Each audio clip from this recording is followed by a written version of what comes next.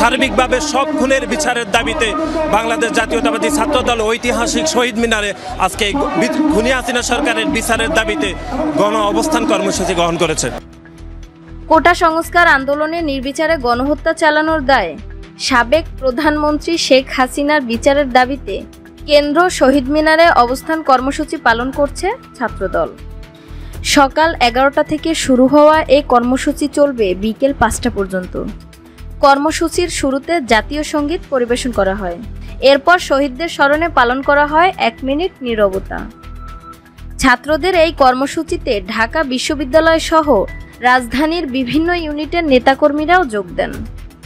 অবিলম্বে আন্তর্জাতিক তদন্ত শেষে আওয়ামী লীগ সরকারের আমলে সংগঠিত সকল হত্যার বিচার চান তারা।